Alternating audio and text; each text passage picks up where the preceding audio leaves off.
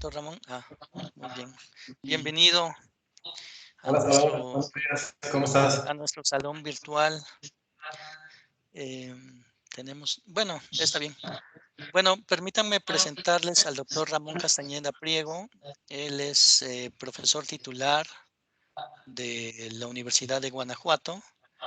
Es miembro nacional del sistema de investigadores en su máximo nivel, el nivel 3. Es miembro de la Academia Mexicana de Ciencias, miembro de la Sociedad Mexicana de Física, miembro de la Sociedad Americana de Física y fue distinguido con la medalla Marcos Moishinsky en el 2014 que da el Instituto de Física de la Universidad Nacional Autónoma de México.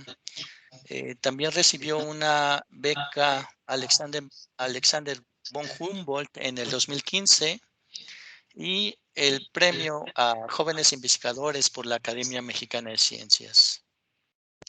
Entonces, bueno, el doctor Ramón es un académico muy distinguido en su área, pero no solamente en el área de física estadística, sino que ha hecho incursiones en el estado sólido también.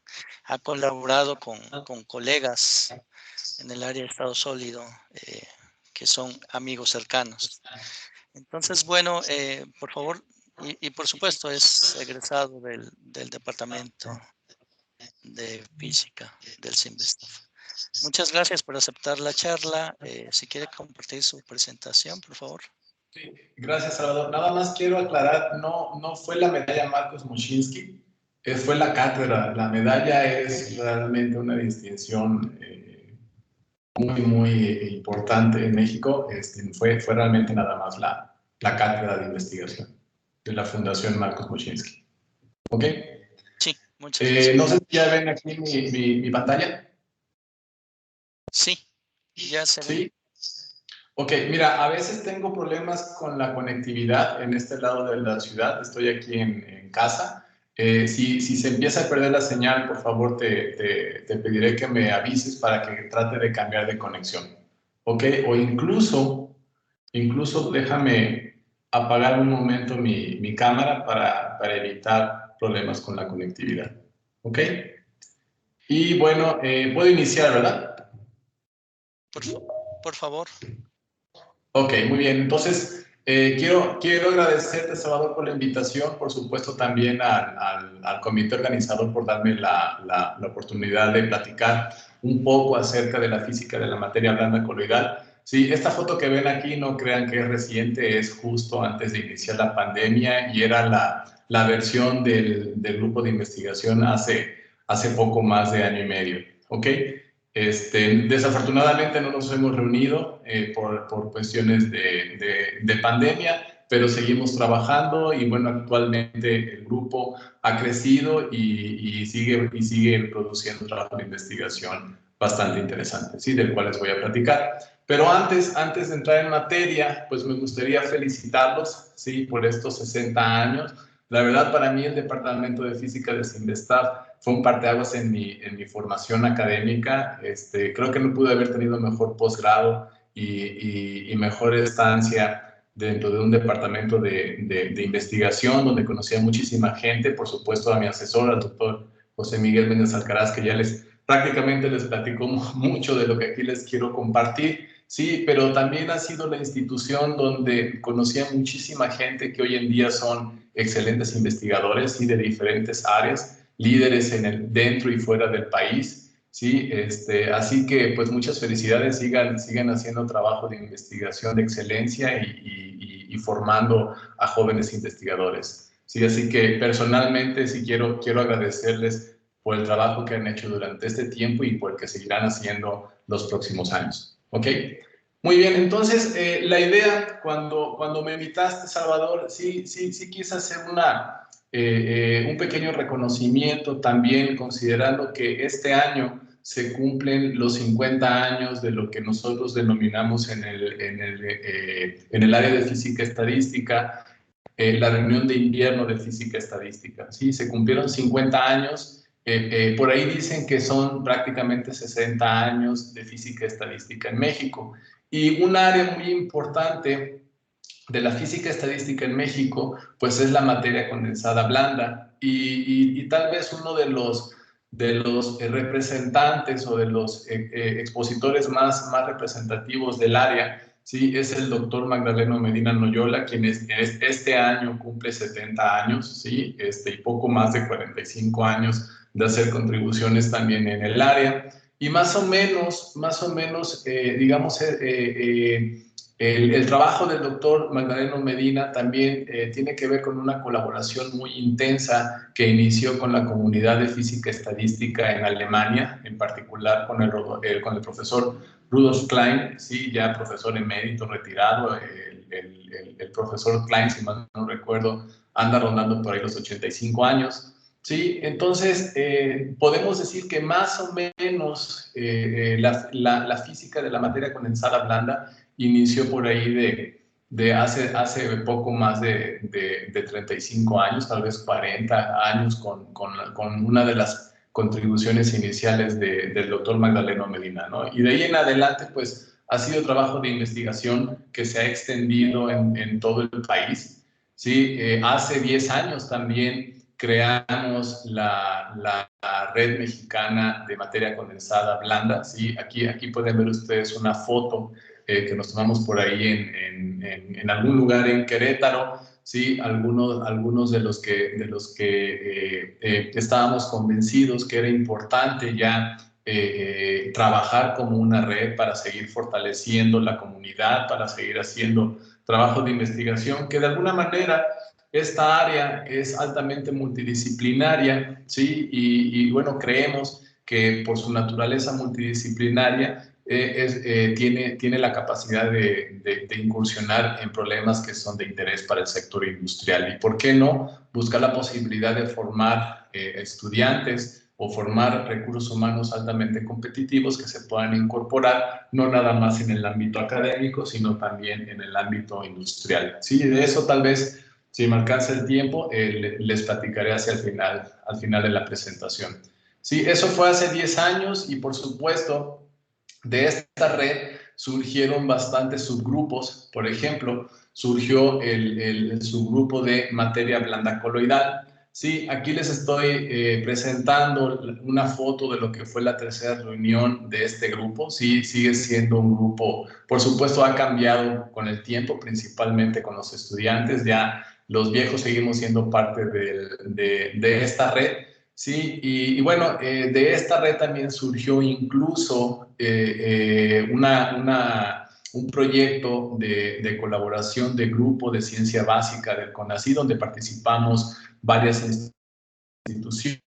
También con este tipo de iniciativas, por ejemplo, en la Universidad de Guanajuato pudimos aplicar y obtener recursos para poder montar el primer laboratorio de materia condensada blanda en lo que ahora se conoce como la División de Ciencias e Ingenierías, antes el Instituto de Física de la Universidad de Guanajuato, y ahora contamos con un laboratorio pues, que despliega una gran actividad de investigación experimental en el área de materia condensada blanda. ¿Ok? Entonces, eso es más o menos, digamos, la historia de lo que ha sido la física de la materia condensada blanda, y vamos a ponerle ahora el apellido coloidal, en México. Sí, hemos estado participando en diferentes proyectos y colaboraciones con el objetivo, pues, de consolidar esta área y, por supuesto, de seguir haciendo trabajo de investigación básico que nos permitan entender, pues, muchos fenómenos interesantes que surgen en este tipo de materiales o de sistemas, y que ya les platicó el doctor Méndez Alcaraz durante este curso sobre los efectos de la entropía en sistemas coloidales. Y bueno, para arrancar, sí me gustaría introducir brevemente el concepto de materia condensada blanda. Sí, es un término que acuñó el premio Nobel en Física Pierre-Gilles de Jens en 1991, y esto hace referencia, o este concepto hace referencia a aquellos materiales que podemos decir que son fácilmente deformables bajo la acción de campos externos. Aquí lo interesante es que los campos externos deben tener una magnitud del orden de la energía térmica. Eso significa que básicamente con una fuerza relativamente débil comparada, por ejemplo, con la energía del estado base del electrón en el átomo de hidrógeno, ¿sí? Con una fuerza que es más o menos 2 órdenes de magnitud menor que esa energía de enlace, ustedes pueden deformar estos materiales. Y lo más interesante, y sobre todo es de lo que a mí me llama mucho más la atención de esta clase de materiales, es que bajo ciertas condiciones termodinámicas, ¿sí? Estos objetos se pueden autoensamblar formando una gran variedad de estructuras. Y la estructura que forma este tipo de objetos o de materiales está íntimamente ligado a sus propiedades, ¿sí? Y por propiedades no solamente hago referencia a las propiedades físicas, también podemos hablar de propiedades químicas, de propiedades biológicas, ¿sí? Y bueno, como se ve aquí en la diapositiva, el área es altamente multidisciplinaria, existen diferentes áreas de la ciencia, no solamente la física. Por ejemplo, aquí podemos ver a las matemáticas, a la química, a la biología, a la ingeniería química y en general a la ciencia de materiales como áreas del conocimiento donde existen una gran cantidad de materiales blandos, ¿sí? Que son importantes no solamente en el sector industrial, sino también en el contexto de la ciencia básica, ¿sí? Y una clase particular de materiales blandos, pues son los coloides, de los cuales el doctor José Méndez ya estuvo platicando algunas de los aspectos interesantes de estos objetos. Sí, desde el punto de vista de la ciencia básica, podemos decir que los coloides son excelentes sistemas modelo. Por ejemplo, aquí podemos ver cuáles son las escalas características de longitud y de tiempo de los sistemas coloidales. Está de más decir, ya lo vimos en la presentación del doctor José, que prácticamente una escala de energía característica de estos sistemas pues es la energía térmica, ¿sí? Pero en términos de su longitud y de su tiempo característico, y ahorita vamos a referirnos sobre los tiempos, ¿sí? Las escalas de longitud característica de una partícula coloidal oscila entre las decenas de nanómetros y unas cuantas micras, ¿sí? Prácticamente esto nos permite resolver espacialmente a estos objetos, es decir, a lo mejor con un microscopio con focal podemos ver coloides de ciertas dimensiones. Evidentemente, si queremos ver coloides de decenas de nanómetros, tenemos que recurrir a técnicas más sofisticadas como dispersión de luz o dispersión de neutrones. Y por ver no me refiero a que podamos observarlos con los ojos, sino que podemos nosotros cuantificar muchísimas observables a través de estas técnicas de dispersión.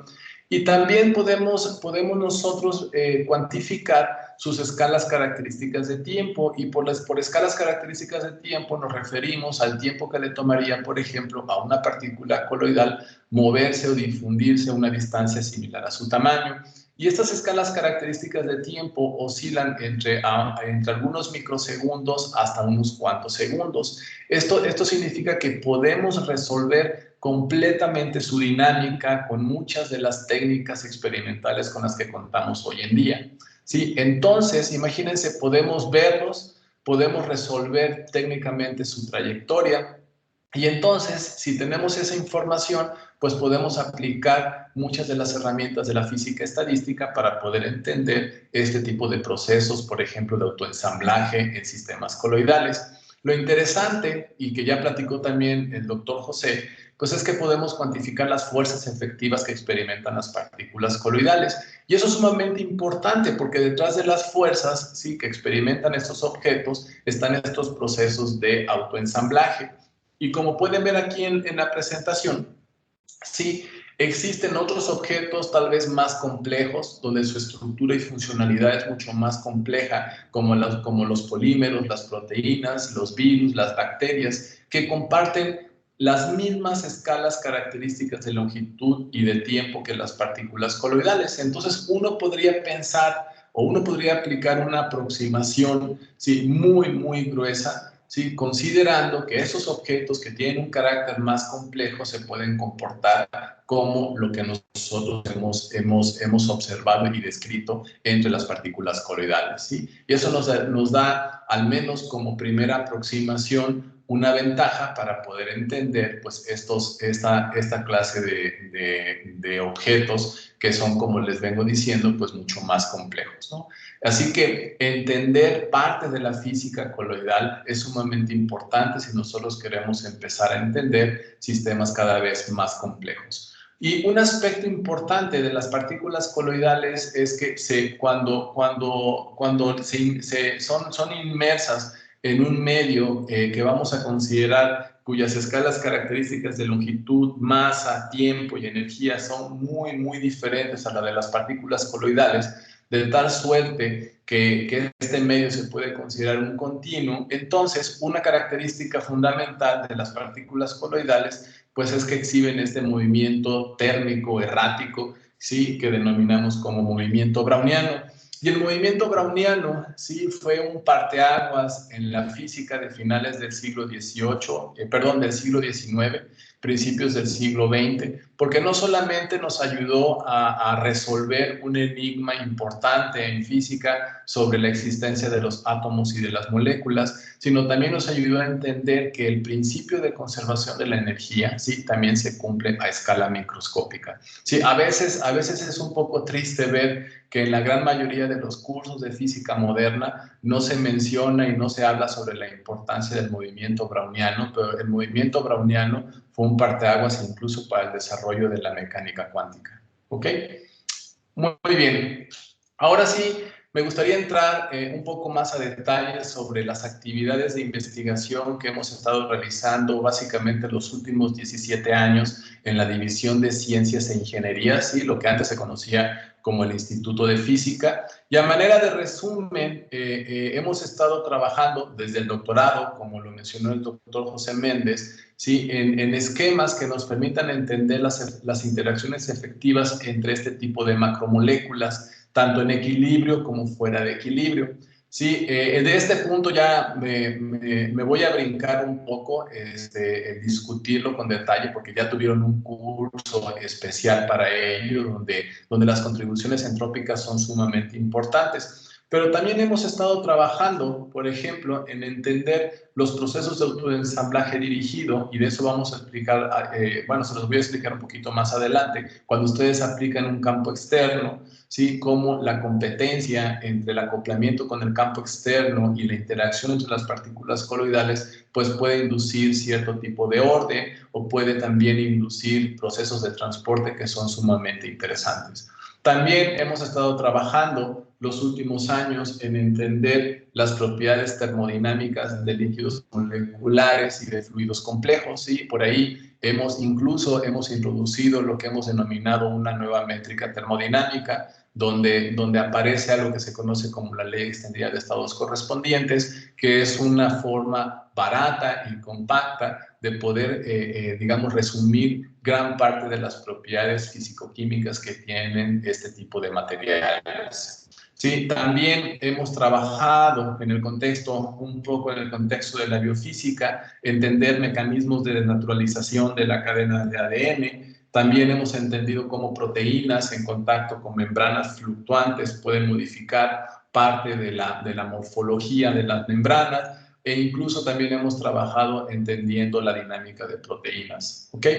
Recientemente, o también durante los últimos años, hemos estado trabajando para poder entender parte de la dinámica de las partículas coloidales en geometrías restringidas, ¿sí? Y bueno, en colaboración con Chiapas y también con Simvestab, hemos estado trabajando en entender la dinámica de estas partículas en espacios curvos, ¿sí? Durante los últimos 10 años, y ese va a ser el tema, digamos, el tema central de esta charla, hemos estado trabajando en entender cómo se agregan estos objetos cuando hay, como dijo el doctor José Méndez, una competencia en las contribuciones que definen al potencial de interacción entre partículas coloidales, ¿sí? Y que dan origen, por ejemplo, a la formación de agregados. Hemos cuantificado el tipo de agregados y su morfología.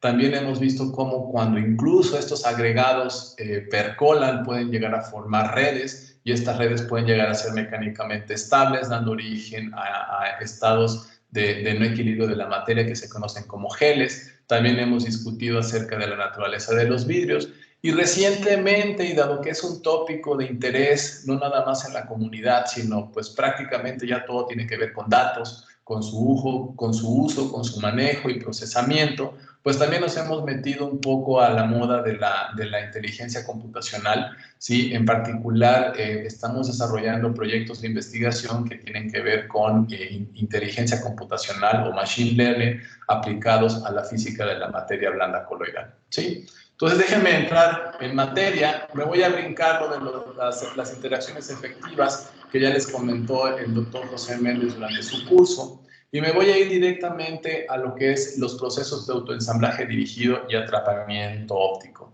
Entonces, imagínense que ustedes confinan, por ejemplo, a las partículas coloidales entre dos placas de vidrio de tal manera que su movimiento en la dirección perpendicular es altamente suprimido y las partículas únicamente pueden moverse en un plano o básicamente se mueven en el plano. Y entonces ustedes hacen incidir un campo de luz láser, pues resulta que por la diferencia en los índices de refracción del medio y de la partícula coloidal, ¿sí? Ustedes pueden inducir un dipolo, este dipolo se acopla con el campo del campo de luz láser, ¿sí? Y entonces la partícula coloidal experimenta, ¿sí? Una fuerza debido a la presencia del campo electromagnético de luz láser. ¿Sí? Esta fuerza la desarrolló o la determinó este premio Nobel, ¿cómo se llama este hombre? Arthur Ashcliffe, si mal no recuerdo, ¿sí? Al cual le dieron el premio Nobel por el desarrollo de las técnicas de las pinzas ópticas, ¿sí? Y las pinzas ópticas después llegaron a diferentes áreas de la ciencia, llegó también a la biología y en el campo de la materia blanda coloidal, pues permitió desarrollar dispositivos experimentales que permiten, por ejemplo, emular que las partículas coloidales sienten la presencia de un panorama energético. Sí, y este panorama energético, por ejemplo, puede ser periódico, puede ser espacialmente correlacionado o temporalmente correlacionado, y entonces ustedes se pueden imaginar como que se mueven en un valle donde hay muchos máximos y mínimos, ¿sí? Y entonces las partículas coloidales evidentemente van a querer estar ocupando aquellos sitios relacionados con los mínimos de estos valles, pero dado que se encuentran con otras partículas coloidales, ¿sí? Entonces, y entre ellas también interactúan la competencia entre el acoplamiento con el campo externo, ¿sí? Y la interacción con otras partículas coloidales, pues hacen que las partículas coloidales se autoensamblen, ¿sí? En estructuras bastante interesantes. Por ejemplo, pueden formar lo que se conocen como líquidos superenfriados o pueden formar estructuras cristalinas con cierto orden preferencial. Con esto también ustedes pueden cambiar drásticamente el transporte y pueden ver, por ejemplo, cómo las partículas coloidales se pueden difundir preferentemente en una dirección. Entonces, pueden jugar ustedes, ¿sí? Con el acoplamiento con el campo y pueden inducir una gran cantidad de procesos. Incluso, por ejemplo, hoy en día nos estamos moviendo en la dirección en qué pasa cuando las partículas coloidales son activas y están en presencia de un campo externo. Una partícula coloidal activa o un objeto activo, ¿sí? Es aquel objeto que consume energía de su medio ambiente y esta energía la transforma en movimiento, ¿sí? Evidentemente la fuente de energía se puede agotar, ¿sí? Y en el momento que la fuente de energía se agota, pues deja de haber este proceso de transformación de energía en movimiento, ¿no? Entonces, recientemente hemos tratado de entender cómo es el comportamiento de este tipo de partículas coloidales activas cuando nosotros aplicamos un campo externo periódico, ¿no? Y son de los resultados, sí, que se están estudiando desde el punto de vista experimental, que se están utilizando con simulaciones de tipo dinámica browniana y también con algunos modelos teóricos que nos permiten introducir los efectos del campo y de las interacciones entre las partículas activas. ¿Ok? Bien. También, como les comentaba, hemos estado trabajando últimamente con entender propiedades termodinámicas de los sistemas coloidales. Miren, como ya les mencionó el doctor José Méndez, las partículas coloidales interactúan, ¿sí? Y uno ahora tiene la capacidad de cambiar, ¿sí? Vamos a decirlo así fácilmente, aunque mis colegas experimentales siempre se ríen cuando yo digo que la interacción se puede cambiar fácilmente, la interacción entre las partículas coloidales, pero resulta que cuando uno trabaja con los ingenieros químicos es impresionante lo que pueden hacer funcionalizando estas partículas, ¿sí? Y tan solo cambiando, por ejemplo, la temperatura o cambiando las propiedades del medio, se pueden cambiar la interacción que experimentan estos objetos. Entonces, nosotros hace como 10 años nos dimos a la tarea de tratar de entender lo siguiente. Por ahí les voy a platicar más adelante acerca de la ley extendida de estados correspondientes. Pero esta ley, en resumen, nos decía o nos dice que cuando el alcance de la atracción entre las partículas coloidales es menor, por ejemplo, al 25% del diámetro de estos objetos, considerando que estos objetos son de diámetro, de un diámetro determinado, ¿sí? Cuando el alcance de la atracción es menor al 25%, Norrin Frenkel, ¿sí?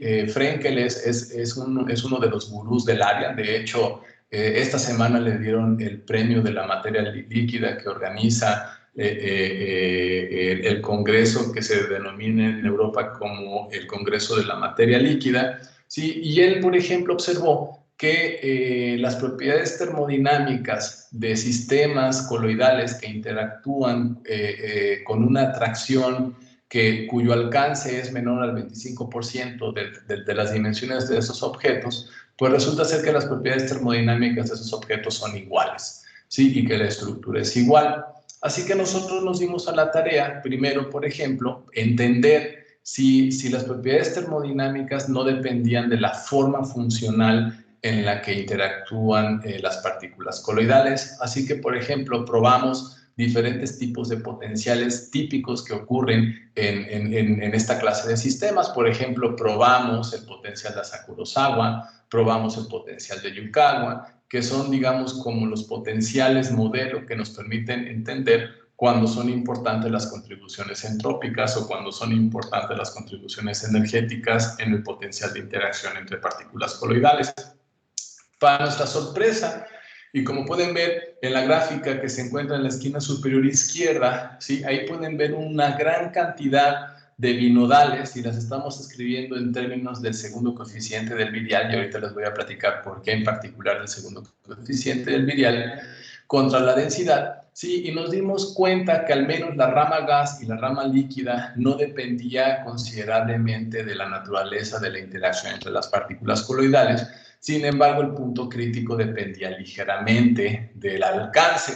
Sí, pero lo interesante es que esta cuasi universalidad, ¿sí?, nos permite pensar que cualquier potencial, ¿sí?, que tenga ciertas características que les voy a mostrar también más adelante, se puede expresar como un potencial modelo. El potencial modelo más simple que ustedes pueden encontrar en la literatura o en la física estadística de fluidos es un potencial que no permite que se traslapen las partículas, ¿sí?, que emule lo que se conoce como un potencial de esferadura, y más adelante ustedes le ponen una colita atractiva, ¿sí? El alcance de esa colita atractiva lo vamos a denominar como lambda, ¿sí? Y entonces, al ver esta, digamos, cuasi universalidad, nos dimos cuenta que era factible expresar cualquiera de los potenciales que nosotros probamos como un potencial de tipo pozo cuadrado, y que la temperatura crítica se podía expresar básicamente como función de ese alcance.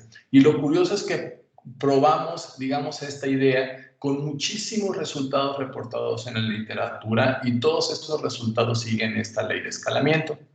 Sí, y eso nos llamó muchísimo la atención porque dijimos, bueno, si al menos a nivel de los modelos que se emplean en cálculos teóricos, en simulación por computadora, sí se ve este tipo de escalamiento, nos preguntamos si algo similar se podría observar digamos, en la vida real cuando tratamos con objetos mucho más complejos. Y la respuesta es sí. Por ejemplo, si ustedes determinan la binodal de proteínas, de una suspensión de proteínas, ¿sí?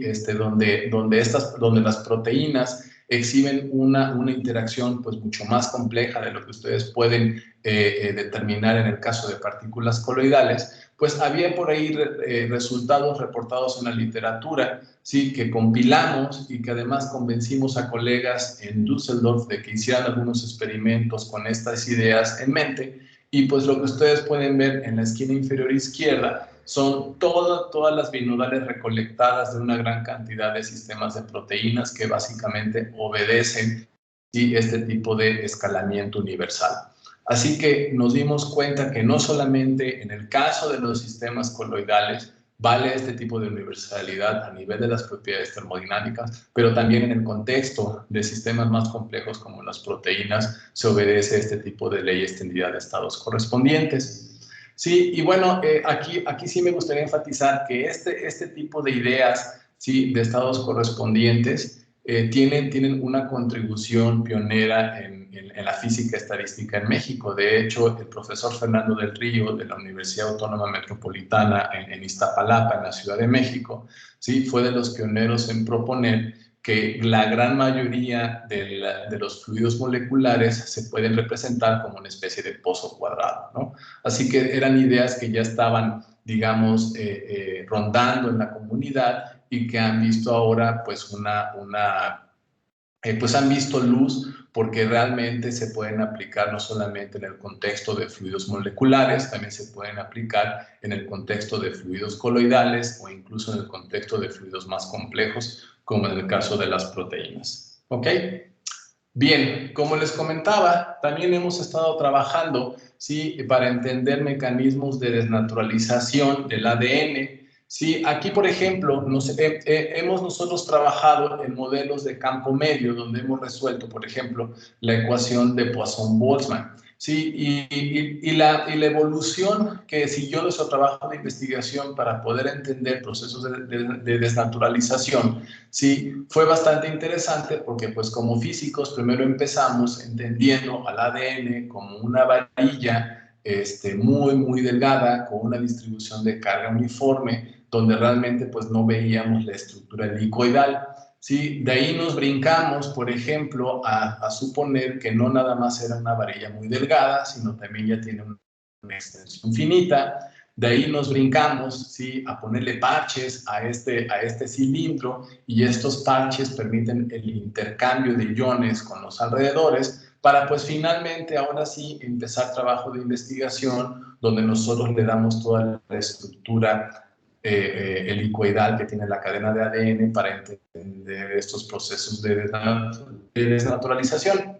Pero sí quiero enfatizar que nosotros no nos fuimos para entender procesos de desnaturalización están usualmente en el laboratorio, y gran parte del trabajo de investigación que la gente ha desarrollado para entender la desnaturalización del ADN ha sido, perdón, ha sido en la dirección de cambiar la temperatura y ver cómo la temperatura afecta esa desnaturalización. Perdón.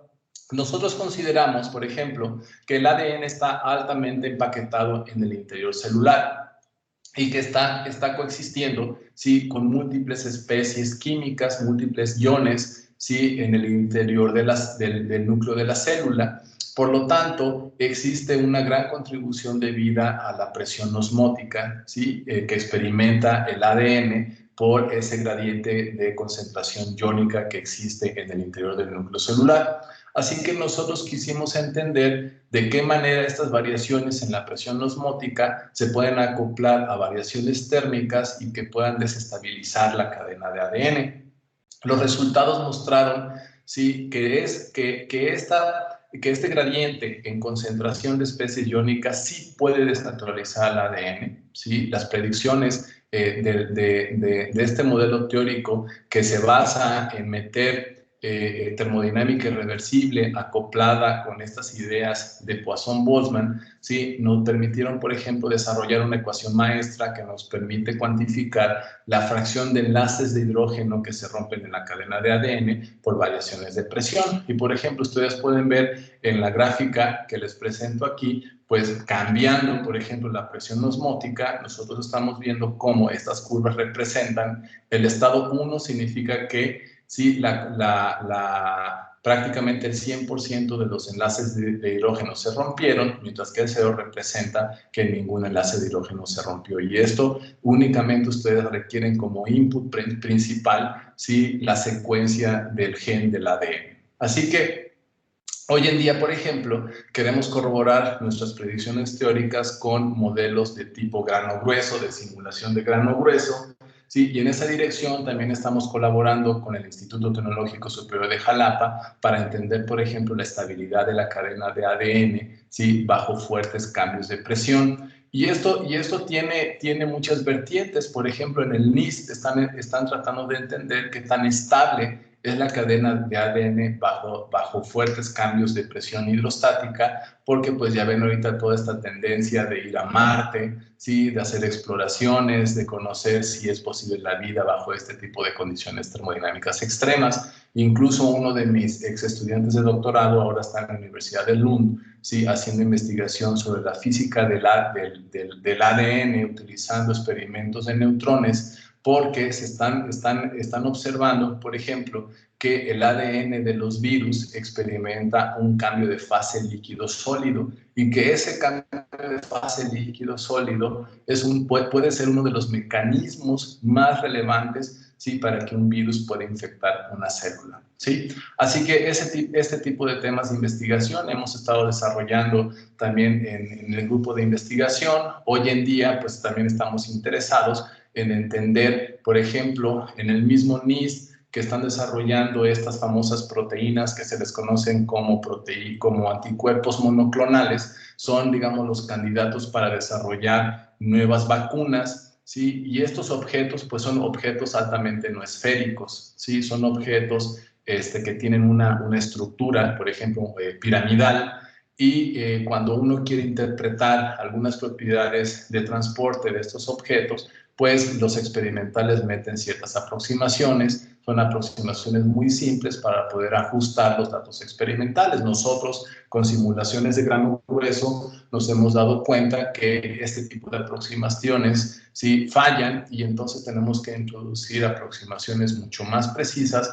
para poder entender si los resultados experimentales que están emergiendo en, por ejemplo, estos dispositivos como el dispositivo de spin echo, que permite cuantificar, por ejemplo, la difusión a una escala de microsegundos, ¿no? La difusión de proteínas a escala de microsegundos. Y ustedes se pueden preguntar, ¿y por qué es importante entender la dinámica a esta escala de tiempo? Bueno, por ejemplo, cuando nosotros nos inyectan un fármaco al torrente sanguíneo, pues las proteínas experimentan esfuerzos mecánicos, y esos esfuerzos mecánicos pueden inducir agregación de las proteínas, ¿sí? Y la agregación puede afectar la funcionalidad del fármaco, ¿sí? Y la idea es, pues, entender cuándo es conveniente o cuándo no es conveniente que la proteína experimente estos procesos de agregación inducidos por estas perturbaciones mecánicas externas, por ejemplo, en el caso del torrente sanguíneo.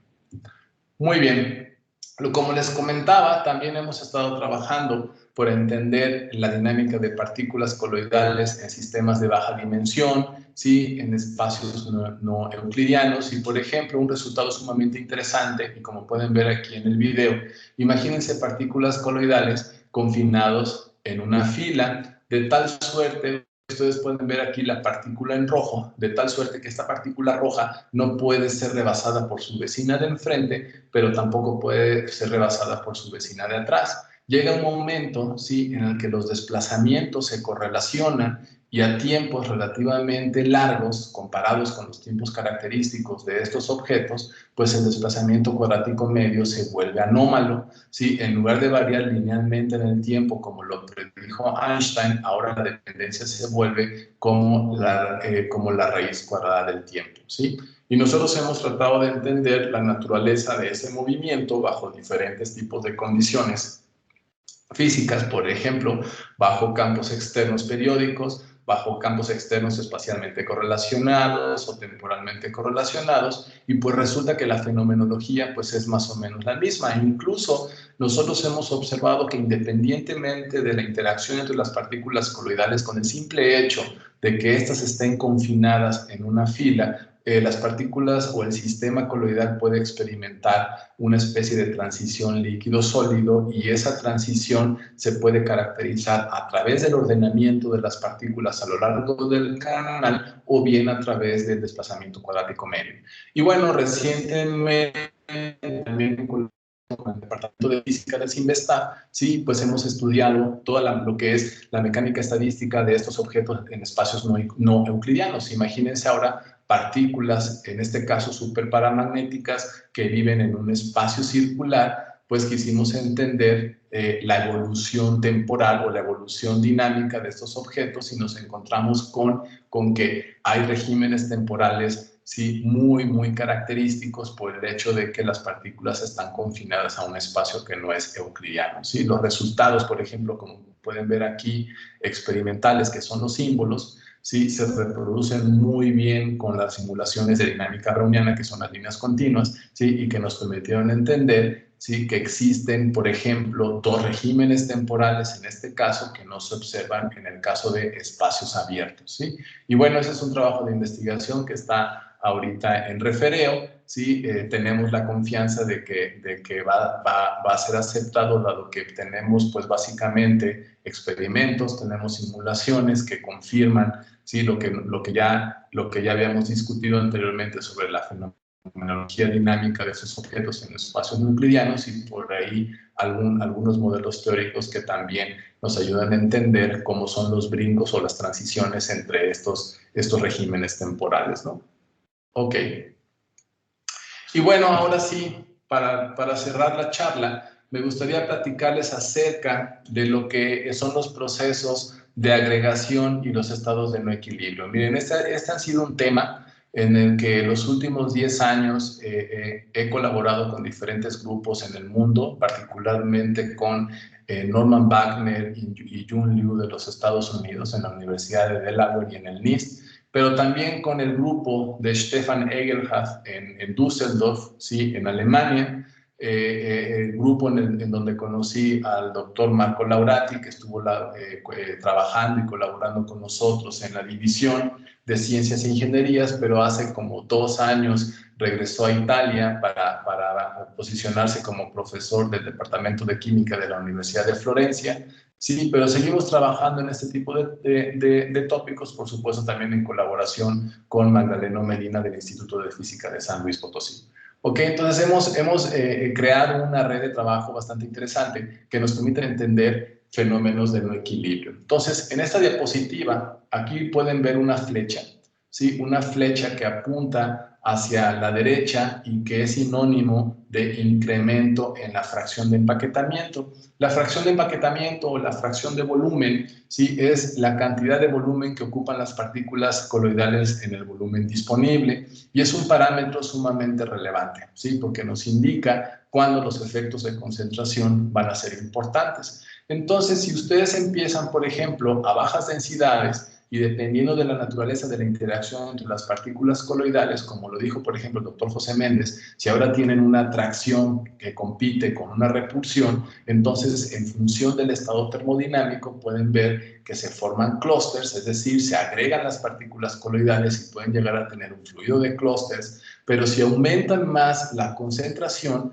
¿sí?, estos clústeres pueden agregar, ¿sí?, en clústeres más grandes, y estos clústeres grandes se pueden extender en todo el volumen y pueden llegar a formar estas fases percoladas, y cuando esta fase que percoló es estable mecánicamente, pues pueden llegar a tener un gel, o bien si seguimos aumentando la concentración, en lugar de tener un gel, vamos a tener un estado termodinámico que se conoce como un vidrio, que se sabe que son estados que siguen evolucionando en el tiempo, ¿sí?, y no son estados de equilibrio termodinámico. ¿Ok?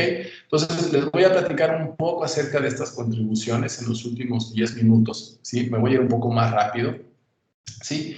Y la idea es la siguiente.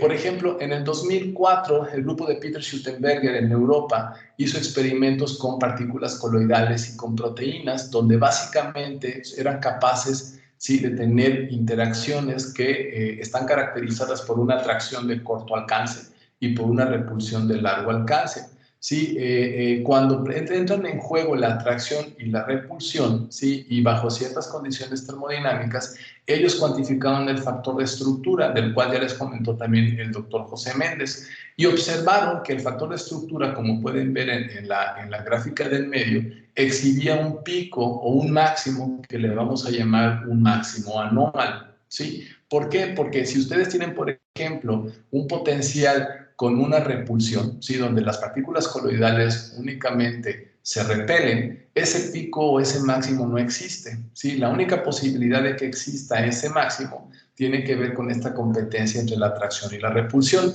Pero cuando lo midieron, lo primero que se imaginaron es que la posición del máximo, de ese máximo anómalo, tenía que ver con la formación de agregados. Sí, esta primera interpretación podemos decir que es errónea. ¿Por qué? Porque si ustedes hacen experimentos de dispersión de luz, la luz que prácticamente recolectan después del proceso de dispersión, sí tiene que ver con un proceso de dispersión simple, dispersada por cada una de las partículas. Sí, no podemos asumir que ese pico anómalo realmente esté asociado con una dispersión provocada por un agregado. Así que muchos grupos en el mundo, ¿sí? Experimentales principalmente, quisieron determinar o quisieron corroborar esa información, que se observaba ese pico anómalo y que ese pico anómalo de alguna manera estaba asociado con formación de agregados. O sea, un debate, ahora sí podemos decir que se armó un merequetengue, porque había grupos que no podían observar ese pico, otros grupos sí lo observaban. Entonces nosotros nos dimos a la tarea de entender cuáles son las condiciones físicas que se deben de cumplir para que cuando se observa ese pico, en realidad ese pico está asociado con formación de agregados. Sí, nos dimos cuenta, les voy a contar aquí brevemente la historia. Nos dimos cuenta que ese pico, ¿sí? Puede aparecer y que no necesariamente está asociado con la formación de agregados, y es simplemente porque dado que hay una competencia entre la atracción y la repulsión, aparece una nueva escala de longitud, ¿sí? En el sistema, y esa nueva escala de longitud se le conoce como o está asociado como alcance intermedio. Sí, y es simplemente por la competencia entre ambas contribuciones, pero sí encontramos que cuando el pico alcanza cierta altura, ¿sí? Y el valor tiene que ser 2.7, si mal no recuerdo, ¿sí? Cuando la altura es mayor a 2.7, entonces ese pico anómalo sí está asociado con formación de agregados. Y eso nos permitió crear una nueva taxonomía de fluidos, como lo pueden ver aquí a la derecha en el diagrama de fase generalizado. Por ejemplo, todos los símbolos que se encuentran en la región en rojo, ¿sí? Es lo que nosotros definimos como un fluido de clústeres. Ahí, bajo esas condiciones termodinámicas, ustedes siempre van a ver que se forman agregados. ¿Sí? Si ustedes, por ejemplo, siguen por debajo de esa línea negra, que ahorita no se las voy a explicar, pero se meten a la región amarilla, pues es la región donde ahora esos agregados se empiezan a percolar. Si ustedes suben por encima de la línea, esa línea continua, y en la región azul, lo que ven pues es un fluido donde las partículas coloidales o las proteínas simplemente mantienen su carácter individual y no forman ningún tipo de agregado, ¿sí? Eso lo pudimos nosotros cuantificar con simulación por computadora, ¿sí? Y de 2014 a la fecha que publicamos ese artículo, se ha corroborado con experimentos, con teoría, con simulación por computadora, lo robusto que es este diagrama de fase. Y la línea negra que ven ahí ustedes en el diagrama de fase tiene que ver con la binodal del potencial entre partículas, pero quitando la componente repulsiva. Así que vamos a decirlo que la binodal del sistema de referencia, donde el sistema de referencia es simplemente la contribución atractiva en el potencial, ya una indicación de dónde pueden empezar ustedes a observar un fluido de clústeres. Muy bien, digamos que resolvimos ese problema. Pero más o menos en el 2004, también un grupo de Harvard, ¿sí? El grupo de David Weiss, observó que para un sistema donde únicamente existen atracciones, parecía que también se daba esta formación de agregados. ¿sí? Pero el grupo de Harvard concluyó enfáticamente que la morfología de esos agregados dependía exclusivamente del alcance de la atracción. Sin embargo, 4 años después, un grupo en Cambridge, sí, dijeron, no, espérate, no nada más es el alcance de la atracción, también depende de la profundidad del pozo. Y también se abrió un debate sobre entonces cuál es el mecanismo físico que da origen a la formación de agregados donde ustedes únicamente tienen la atracción como el mecanismo principal. Y bueno, me voy a brincar esto, no les voy a hacer el cuento largo. Nosotros nos dimos cuenta, ¿sí?, que tomando en consideración que por un lado un grupo decía que el alcance de la atracción es importante y que la profundidad de la atracción, sí, también lo es, sí, la cantidad física o una de las cantidades físicas que tiene o que trae la información tanto del alcance como de la profundidad de la atracción es el segundo coeficiente del virial. Así que nos dimos a la tarea nosotros de cuantificar, ¿sí? Por ejemplo, el tipo de agregados que surgen en esta clase de fluidos coloidales cuando jugamos con el alcance de la atracción y la profundidad, para poder determinar el grado o la morfología o el grado de compactificación de los agregados que resultan en la región donde se producen estos clústeres. Nosotros medimos el radio de giro y el radio de giro, ¿sí?, nos da información del tamaño efectivo que tiene el agregado que está formado por S partículas coloidales. Y ese radio de giro lo aproximamos a esta función que va como S entre 1 sobre df. S, ya les dije, es el número de partículas que tiene cada agregado, y df es lo que se conoce como la dimensión fractal. Y la dimensión fractal nos da información del grado de compactificación de los agregados. Por ejemplo, si df es del orden de 3, entonces D significa que los agregados son cuasi esféricos. Si DF es del orden de 2, significa que el agregado forma como una hoja. Y si DF es cercano a 1, pues significa que se están agregando en varillas, ¿no? Y nos dimos cuenta que esa dimensión fractal, ¿sí?, la podíamos caracterizar, ¿sí?, en dos tipos. Una relacionada a clústeres pequeños y otro relacionado a clústeres grandes. Lo curioso es que la dimensión fractal únicamente dependía del segundo coeficiente del virial, y la dimensión fractal de agregados pequeños era casi independiente de las condiciones termodinámicas. Por ejemplo, ustedes se pueden ir a una región fluida o se pueden aproximar a la transición gas-líquido, y la dimensión fractal de agregados pequeños, sí, es independiente de los detalles de la interacción. Aquí lo que hicimos fue considerar un pozo cuadrado, porque como ya les había platicado en la historia anterior, cualquier potencial atractivo de acuerdo a la ley de estabilidad de estados correspondientes se puede mapear a un pozo, ¿sí? Y nos dimos cuenta que los agregados grandes, independientemente de la amplitud de la atracción o del alcance del potencial, siguen esa línea continua que ustedes pueden ver ahí, que es únicamente función de las condiciones termodinámicas, ¿ok? Y entonces nos preguntamos si toda esta fenomenología que nosotros predijimos con simulación por computadora la podemos observar en los experimentos, ¿sí? Hay muchos experimentos que hizo la gente durante los últimos 20 años para entender estos procesos de agregación utilizando mezclas de coloides y polímeros, pero la gente, sí, realmente no había hecho un estudio sistemático en la región cuando los coloides brincan de una fase fluida a una fase tipo gas líquido, por ejemplo, ¿no? O una especie de gel, sobre todo porque en esa región pues es muy difícil coleccionar estadística suficiente. Sin embargo, los pocos resultados experimentales reportados en la literatura apuntaban a que el resultado que nosotros encontramos con simulación por computadora pues iba en la dirección correcta, ¿sí? Así que cuando regreso de mi sabático,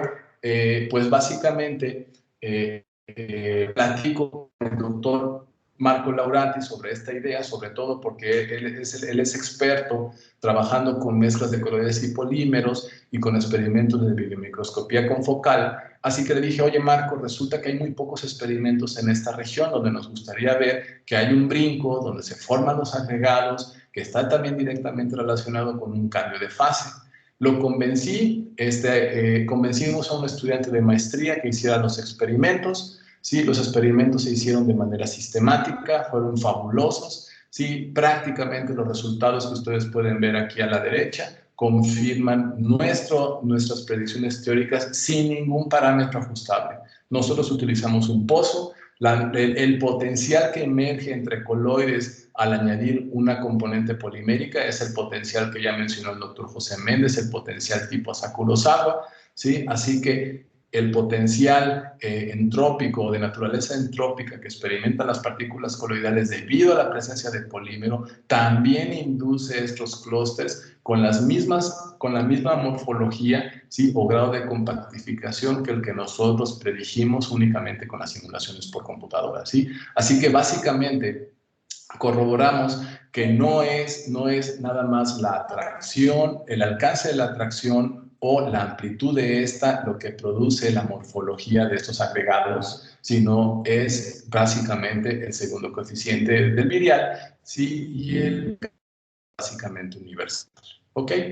Bueno, la última parte que yo creo que ya no me va a dar tiempo, hemos trabajado con coloides para poder entender mecanismos de gelación, ¿sí? Aquí ha sido una colaboración multidisciplinaria con grupos de físicos, químicos y de ingenieros físicos nucleares, ¿sí? Donde hemos tratado de entender cuándo estos materiales acceden a estas fases termodinámicas de no equilibrio. Lo interesante es que pues básicamente construimos un nuevo diagrama de fase, ¿sí? En donde nosotros podemos ver estos puntos verdes que ven aquí, ¿sí? Nos identifican cuando la suspensión coloidal está formando un gel. Por debajo de esa línea ustedes pueden tener un gel, por encima tienen pues un líquido homogéneo, ¿sí? Y este gel, podemos decir que el mecanismo físico detrás de este gel es lo que se conoce como percolación de rigidez. Percolación de rigidez, me imagino que todo el mundo ha jugado con el Jenga, ¿verdad? Y entonces la idea es que ustedes quiten el número posible de piezas del Jenga antes de que colapse la estructura. Bueno, ustedes pueden llegar a tener fuerzas atractivas entre las partículas coloidales, ¿sí? Que forman una red, ¿sí? Pero no todos los enlaces que forman las partículas van a contribuir a la estabilidad mecánica del material. Ustedes pueden contar cuántos enlaces pueden prescindir, así como en el Jenga, antes de que colapse mecánicamente esa red. En el momento que ustedes ya encuentran el número mínimo de enlaces que forma esa red que garantiza estabilidad mecánica, eso es lo que se conoce como percolación de rigidez. Y nos dimos cuenta que los experimentos que se hicieron en el laboratorio de Norman Partner coinciden con la curva de percolación de rigidez. Pero esta idea de percolación de rigidez viene del área de vidrios moleculares, donde los enlaces entre las moléculas es del orden de electronvolts. Aquí los enlaces entre las partículas coloidales es del orden de la energía térmica, lo que nos llevó a concluir, sí, que parece ser que percolación de rigidez puede ser un mecanismo universal de gelación, no nada más en sistemas moleculares, sino también en sistemas coloidales. Lo hemos, déjenme poner esta gráfica, lo hemos también corroborado en el caso de aquellas partículas coloidales que se conocen como pachycolloids, donde una sección de su superficie está funcionalizada, ¿sí? Los resultados apuntan a que básicamente percolación rigidez es el mecanismo precursor de gelación, ¿sí? Y como les decía, si ustedes siguen aumentando, ¿sí?, la concentración del sistema, entonces van a observar que hay una interrupción en la dinámica de estos objetos, ¿sí? Esta frustración en la dinámica pues también induce cambios de fase en el sistema coloidal, se conocen como procesos de vitrificación. Y bueno, en México sí hay aproximaciones de primeros principios, por ejemplo, la de Magdaleno Medina, que nos permiten entender pues toda la fenomenología de la transición vítrea. ¿Ok? Y bueno, finalmente, sí, también, ¿qué se puede hacer con la materia blanda coloidal, con la física de la materia blanda coloidal? Pues no nada más se puede hacer ciencia básica, también se pueden hacer desarrollos tecnológicos. Recientemente, en colaboración con otros 2 colegas expertos en ciencia e ingeniería de materiales, desarrollamos un material híbrido que tiene propiedades fotocatalíticas, pero también tiene la capacidad de inhibir bacterias, virus y hongos. Y hemos desarrollado un material, vamos a llamarle híbrido coloidal, que permite la eliminación efectiva de virus, bacterias y hongos en superficies, ¿no? Así que, pues no nada más podemos hacer física de frontera, sí, también podemos nosotros pensar en que este conocimiento que se está generando, pues se puede llevar al campo práctico, sí, y bueno, existen muchas industrias hoy en día interesadas en este tipo de tecnologías para acelerar, por ejemplo, cómo matar bacterias, porque imagínense, en la industria alimentaria es impresionante, jóvenes, es impresionante cómo deben de cuidar al producto para que éste no se enferme, porque es muy susceptible a bacterias y a virus, ¿no? De hecho, por ejemplo, nos comentaban aquí en la industria en Guanajuato, sí, que hubo un momento que el tomate sí tenía una infección causada por un virus que era muy agresivo. Casi cualquier tomate que hubiera estado en un pequeño contacto con una superficie contaminada, pues básicamente contaminaba toda la cosecha. Y entonces imagínense las pérdidas millonarias. Entonces, pues con esto pueden acelerar ustedes también el poder resolver problemas fundamentales para la sociedad. ¿Ok? Y bueno, mucho de lo que les acabo de decir, sí, está por aparecer en un review en la Revista Mexicana de Física. Sí, más información de la que aquí les estoy diciendo está plasmado en ese review. Evidentemente, el review tiene un bias, ¿sí? Es mucho de lo que ha hecho la comunidad, lo que hemos hecho en la división, pero creo que les puede proporcionar una buena idea de lo que es la física de la materia blanda coloidal. Así que muchas gracias por su atención. Si tienen alguna pregunta o comentario, aquí estoy los próximos 2-3 minutos porque creo que ya me acabé el tiempo. Gracias, Salvador.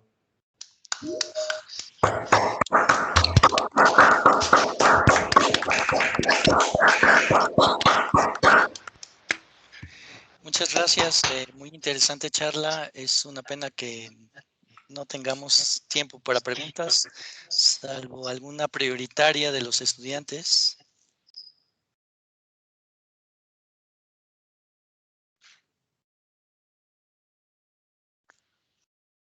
Andan muy tímidos el día de hoy.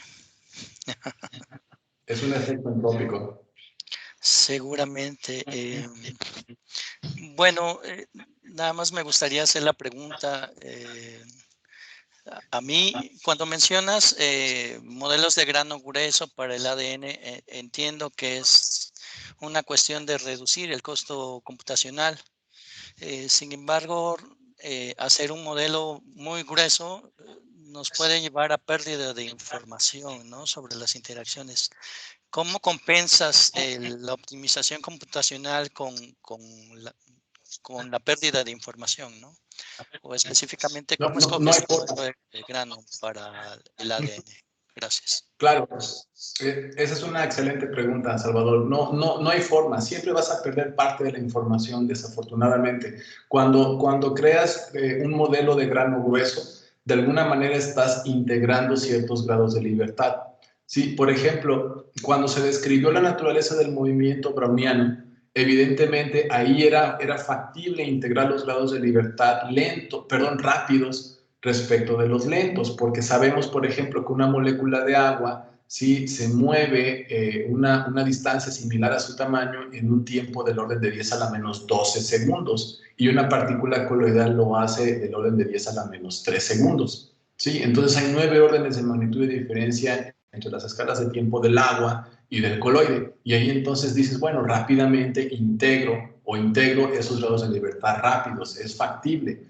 Pero acá, en el caso, por ejemplo, del ADN, no lo es. Tienes interacciones cuyas escalas características son del mismo orden. Entonces, lo que hacen los modelos de grano grueso, que a mí en particular no me gusta más la idea de pensar cómo podemos integrar correctamente los grados de libertad, que es el tema que proporcionó el doctor José Méndez, ¿no? A nivel de las funciones de correlación, integra los grados de libertad, ¿sí? Pero esa información la llevas al potencial efectivo. Los métodos de grano grueso dicen, a ver, yo quiero fijar una propiedad y el modelo de me tiene que reproducir esa propiedad. No significa que ese grano grueso va a tener la capacidad de reproducirte otras propiedades. ¿Sí? Eso es una falla de los modelos de grano grueso. Te agradezco mucho nuevamente. No, gracias a ustedes. Cualquier cosa está en correo y si los estudiantes están interesados en saber un poco más, el review va a estar disponible en 2 o 3 semanas. ¿Ok? Muchas gracias. Muy amables a todos. Continuamos ahora.